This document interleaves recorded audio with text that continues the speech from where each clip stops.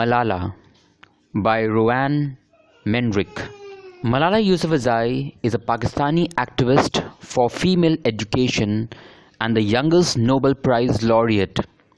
She is known for human rights advocacy, especially the education of women and children in her native Swat Valley in Khyber Pakhtunkhwa, northwest Pakistan, where the local Taliban had at times banned girls from attending school.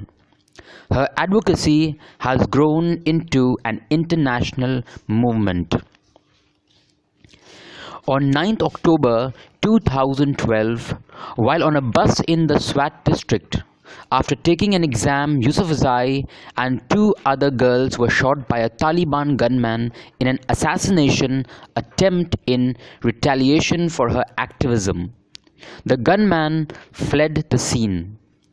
Yousafzai was hit in the head with a bullet and remained unconscious and in critical condition at the Rawalpindi Institute of Cardiology. But her condition later improved enough for her to be transferred to the Queen Elizabeth Hospital in Birmingham, UK. Weeks after the attempted murder, a group of 50 leading Muslim clerics in Pakistan issued a fatwa against those who tried to kill her. Following her recovery, Yousafzai became a prominent activist for the right to education.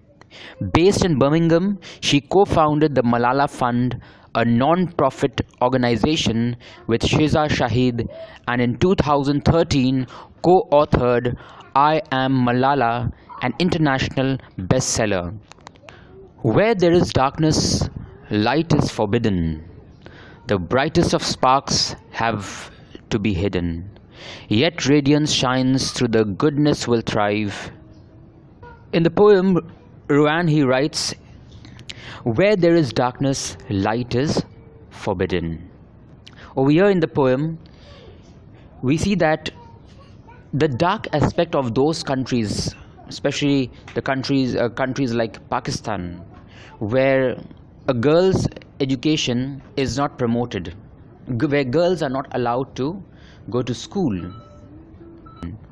In other words, those people who want to come up, those people who want to bring a change, they are not allowed to do so. Like the girls, no matter how talented they may be, no matter what potential they may have, but being born in a place where they are not supposed to bring out their talent, where they are not supposed to go for education, all their thoughts, all their talents have to be hidden. Yet radiance shines through and goodness will thrive. And it says that no matter how dark the place is, no matter the light is forbidden, restricted, no matter the sparks have to be hidden, but still light will always be seen and goodness will thrive. Thrive means to flourish. Goodness will always flourish. Goodness will spread. Courage and kindness will always survive. No one can kill, no one can get rid of courage and kindness. As long as there is goodness around, courage and kindness will always survive.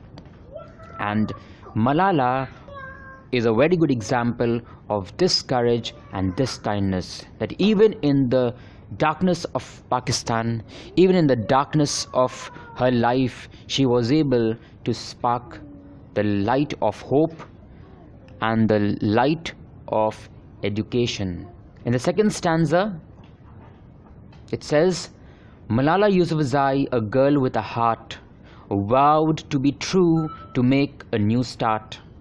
She demanded to know in consternation, how dare they take away my education. Malala Yousafzai, a girl with a heart. Over here, heart means compassion, love and courage. So the poet tries to tell us that Malala Yousafzai, she was a brave girl. And she had taken a vow that she will always stand by the truth. and she will make a new start, a new beginning, a new start for all those who are in darkness. Malala had vowed to be true and to make a new start for all those who were in darkness. She demanded to know in consternation, how dare they take away my education? That is, even in consternation, even in those hard times, even when she was restricted, right? Even at that time when she was restricted, she was not allowed to gain education, she was not allowed to raise up her voice. Even then, in that circumstances, she raised her voice and she questioned that how dare they take away my education. In other words, how dare the people take away the education of the girls.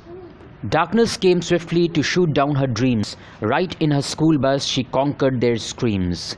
Bravely she blogged on to fight for her choice. The world quietened down to hear her sweet voice. And in the third stanza, we see where Roann, he mentions that darkness came swiftly to shoot down her dreams. Darkness stands for evil. Where this took place? In the school bus. Now over here, the poet refers to the school bus in which Malala was traveling along with her friends, where she was shot by the Talibanis. Even though she was shot, she survived. She did not get scared. She did not move back. That incident changed her life. She became stronger. She blogged on. Blogging, I think all of you are familiar with the word blog or blogging. In other words, she turned to the internet. She turned to the internet, in which she mentioned about her dream, about the tragedy she faced, and she put her voice about the problems she and many other girls like her were facing. So she blogged about the fight she had to, about her fight, the fight for her. Yes, bravely she blogged on to fight for her choice. What was the choice? To stand for education. The world quietened down to hear her sweet voice, and the entire world was there to listen to her. And we know that today she is one of the most famous teenager. I am Malala, I am Malala is our battle cry for children who yearn to reach for the sky. Now here Roann Mendriq tries to emphasize that Malala is an inspiration to many people, many children, especially the girls around the world. It says, and all those children, the ones who are in pain, the ones who want to do something in life but they can't because of the foundations in their country, foundations in their family, for them they just have to say, I am Malala. That is, if Malala can stand the restrictions in her nation, if she can withstand against the Talibanis that were against her, then why can't we?